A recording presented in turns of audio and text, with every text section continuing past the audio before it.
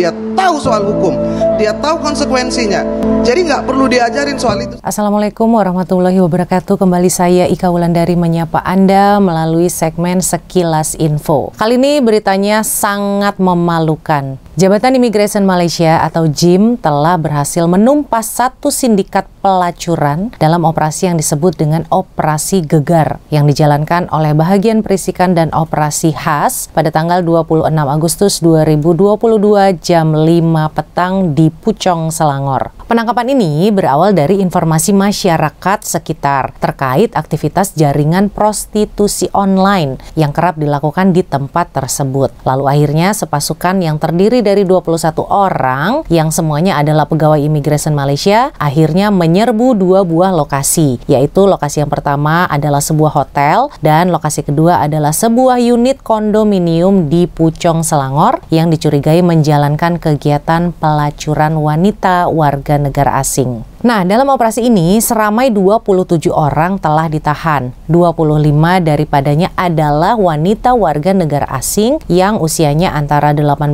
tahun hingga 47 tahun. Coba, 47 tahun masih jual diri. Mereka ini terdiri dari 20 orang wanita warga negara Indonesia, 3 wanita Thailand dan 2 wanita Vietnam. Yang paling banyak tentu Indonesia juaranya. Juara memalukan ini sih ya. Turut ditahan juga ialah 2 orang lelaki tempatan yang dicurigai sebagai penjaga lokasi hotel tersebut. Nah, ini 20 orang WNI ini loh paling banyak banget ya, malu-maluin banget ini kelakuannya mereka. Kok bisa gitu loh, kerja haram datang ke sini lagi, ketangkep lagi kan, aduh nggak bisa ngomong apa-apa lagi deh. Investigasi dan siasatan awal mendapati sindikat pekerja seks komersial ini menggunakan wanita warga negara Indonesia karena orang-orang Indonesia tuh katanya bisa berpenampilan seolah-olah sebagai wanita tempatan, sebagai daya penarik utama untuk memancing pelanggan. Dalam serbuan ke atas sebuah unit kondominium itu, pasukan serbuan telah menahan seorang wanita warga asing yang dicurigai sebagai mucikarinya atau jadi maminya, yang dimana maminya ini usianya 28 tahun dan dia yang menguruskan dan menjaga wanita-wanita warga asing di kondo itu. Dan dalam operasi ini juga sejumlah uang tunai sebesar Rp9.325 yang dipercayai adalah sebagai hasil kegiatan pelacuran itu telah disita sebagai barang bukti. Selain itu, beberapa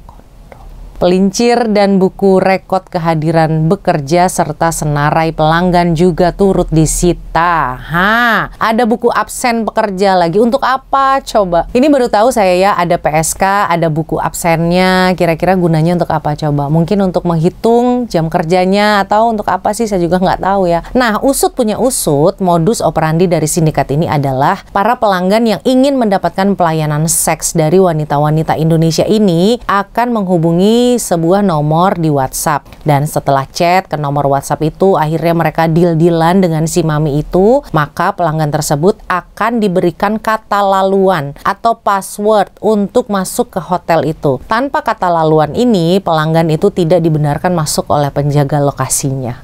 Astaga, ada passwordnya. Kira-kira passwordnya untuk bisa masuk apa coba? Ada yang tahu nggak? Lalu bayaran atau tarif yang dikenakan kepada pelanggan adalah sebesar Rp240 untuk sekali layanan seks atau sekitar Rp800.000. Nah, cara PSK ini bekerja sehari-harinya adalah bagi PSK yang sehat dan yang sedang tidak datang bulan itu boleh bekerja dan akan ditempatkan di hotel ini dan akan bekerja mulai jam 11 pagi hingga jam 4 pagi keesokan harinya. Wow, kerjanya hampir 24 jam ini ya, luar biasa sekali tenaganya. Sedangkan untuk PSK yang sedang tidak sehat atau sedang datang bulan itu tidak boleh bekerja dan akan ditempatkan di kondo yang dijaga sama si mucikari atau maminya tadi. Dan jika mereka sudah ada di dalam kondo ini, mereka tidak dibenarkan keluar atau untuk meninggalkan rumah. Mau beli makan juga nggak boleh. Pokoknya hanya ada di kamar itu. Pergerakan mereka juga akan selalu diawasi oleh penjaganya. Wah, ini sih udah sama aja kayak di penjara ya. Unit kondo tersebut juga dijadikan sebagai tempat transit wanita-wanita yang yang baru tiba dari Indonesia sebelum dihantar ke hotel untuk bekerja sebagai pekerja seks komersial. Dan sindikat ini dipercayai telah beroperasi hampir 2 tahun. Lama banget kan? Udah 2 tahun nggak ketangkap-ketangkap, baru sekarang ketangkapnya. Kemudian, semakan jabatan imigresen ini mendapati wanita-wanita asing ini masuk ke Malaysia menggunakan pas lawatan sosial atau masuknya itu sebagai pelancong. Jadi, mereka masuk sebagai turis atau sebagai pelancong. Nah, selama mereka itu statusnya masih jadi pelancong, kan punya izin tinggal 30 hari ya. Nah, di masa mereka 30 hari itu, mereka bekerja sebagai PSK ini. Sebelum visa 30 harinya habis, mereka pulang ke Indonesia, tunggu 2-3 hari, mereka masuk lagi ke Malaysia untuk bekerja seperti ini. Ini kan benar-benar otaknya dipakai untuk hal-hal kejahatan ya. Kesemuanya yang ditahan lalu dibawa ke pejabat imigresen Putrajaya dan disiasat di bawah Akta Imigresen 1959/63, Akta Anti Pemerdagangan Orang dan Anti Penyelundupan Migran 2007 atau ATIP-SOM. Nah, sekarang kita lihat foto-fotonya ya yang sudah tersebar di media maya atau juga di jagat sosial. Foto yang pertama nih, ada seorang wanita berambut panjang ditangkap di dalam kamar hanya mengenakan handuk di tubuhnya, dan ada seorang laki-laki di sebelahnya ini ketangkep. Ini kayak apa coba kan malunya. Nah, ini foto yang kedua nih, ternyata wanita-wanita yang ada di dalam hotel itu berpakaian sangat minim ya untuk mengundang tamu-tamunya supaya semakin tertarik. Mungkin mereka hanya mengenakan tank top, kemudian juga pakai bajunya terbuka sekali. Waktu di foto juga mereka make upnya ini masih penuh, masih mukanya full make up banget ya. Kemudian foto ketiga nih juga masih melayani tamunya di kamar hotel, hanya mengenakan handuk ketika ditangkap, dan seorang lelaki yang terbaring di sebelahnya kemudian mencoba menutupi mukanya ya, untuk apa juga mukanya ditutup. Kemudian nih foto berikutnya nih ada seorang wanita berpakaian baju berwarna putih dengan celana yang sobek-sobek gitu ya, memegang alat kontrasepsi di tangannya nih.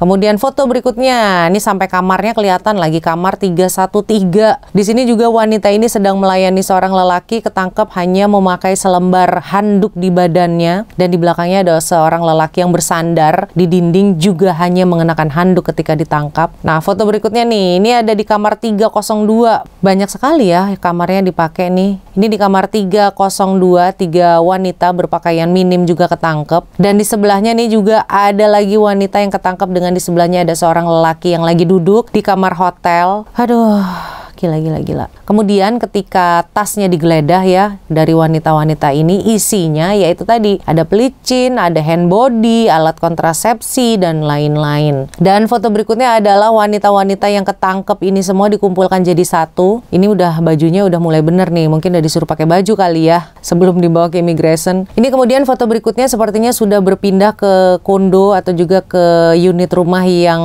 dikelola oleh si mucikari tadi ya. Wanita-wanita ini juga memakai baju minim, kemudian juga seksi-seksi. Ini juga mereka dikurung di kamar, ada tempat tidurnya yang bertingkat gitu. Dan foto berikutnya juga mereka sudah digelandang menuju kantor imigresen dengan tangannya yang diborgol kanan dan kiri. Aduh, jadi udah nggak bisa ngomong apa-apa lagi deh, apalagi ini adalah warga negara Indonesia ya. Kemudian juga tentunya bukan hanya memalukan untuk kita sebagai perempuan, tapi juga memalukan negara. Kalau kasus seperti ini saya rasanya nggak pernah yang ngerasa saya harus kasihan atau simpati gitu kalau masuk penjaranya Malaysia. Ya sudahlah ya, namanya juga mereka memalukan negara, memalukan perempuan juga. Semoga dengan ditangkap ini mereka jadi kapok, jadi jera, dan juga jadi taubat gitu. Ketika nanti keluar penjara, kembali ke Indonesia, bisa memilih pekerjaan yang baik dan juga yang benar. Oke, baik, sekian informasi mengenai hal ini. Saya Ika Wulandari undur diri. Wassalamualaikum warahmatullahi wabarakatuh.